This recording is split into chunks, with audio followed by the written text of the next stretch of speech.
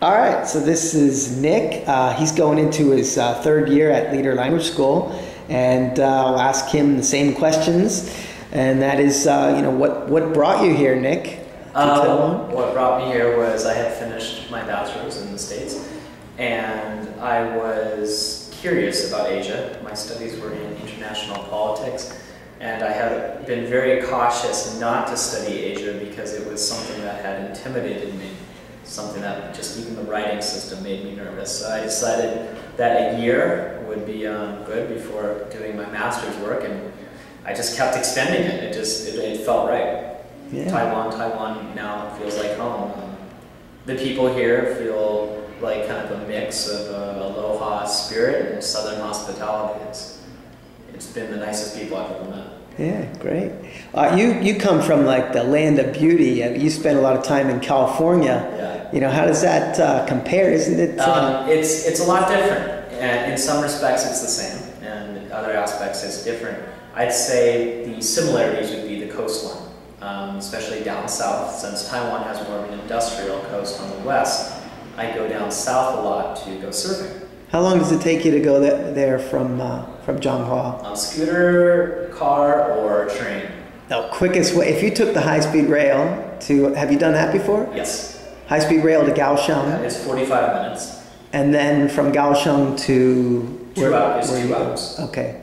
But I find the best way is I bought an old motorcycle here for pretty cheap, and I prefer to take that down. And it's a nice 6-hour drive on the coast. Wow, 6 hours. It's great. I'm not gonna lie, it can be tough on the behind, but yeah. But you go down there all the time. Yeah, I'm actually headed down this weekend tomorrow. So you're gonna do a little surfing? Yes, yeah. Definitely. And so just camp right on the shore and surf, and it's free. Nice. It's a great part, and there's not many people, and the locals in the water are very nice. I grew up near Santa Cruz, and there's a lot of hostility in the water, especially if you're not from that area. Between surfers? And especially when I've surfed in Hawaii, I mean, it's raw aggression. Here, like I said, it's the most welcoming atmosphere I've found. Yeah. Well, besides surfing, what else do you do in your free time? I'm an exercise junkie, so I do a lot of trail running in the mountains, a lot of cycling. I've done a triathlon since I've been here down south in Kaohsiung.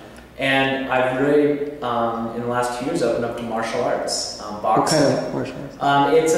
It's called Chinese kickboxing, and it's essentially from Kung Fu.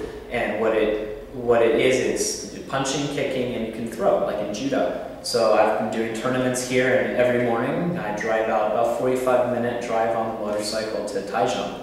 And I practice with a coach out there and just learning different forms of martial arts. I do jiu-jitsu on the weekends. Now, didn't you say you were going to meet a monk? I did, and in fact, it's turned into a weekly meeting. Wow. And so it's 2 hours outside of Changhua, and I meet with some other foreigners, jiu-jitsu friends, and we go up. There's this 80-year-old Shaolin Gong Fu philosopher, and a philosopher using martial arts as philosophy, and before even the physical aspect. Wow. And so it's a great outlook. We do a lot of massage, different movements, Tai Chi.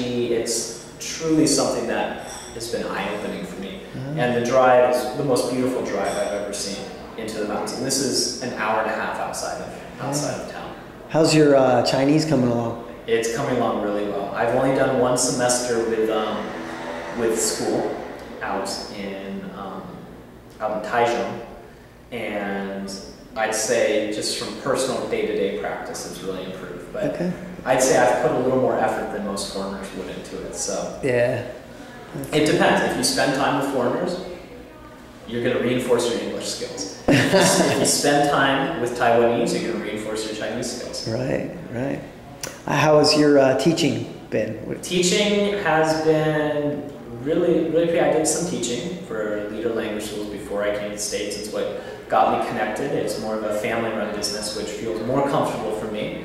A business kind of, I felt, without deception, which is nice. That a lot of countries will offer the bushi bonds things that they can't reciprocate. They can't put in a contract form, or even if it's word of mouth, it won't follow through. At Leader, it follows through every time.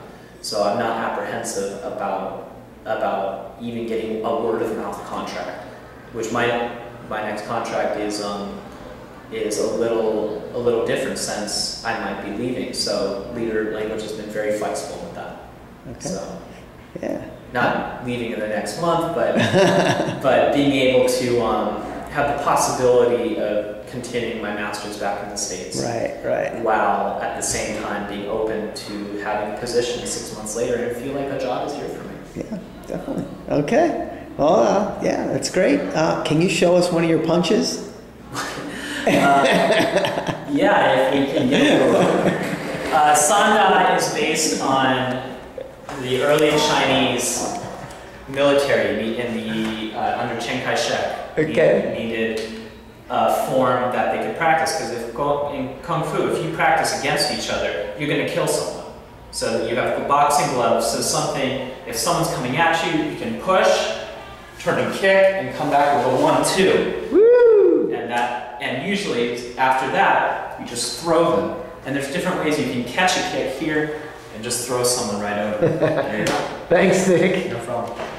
Okay. I was showing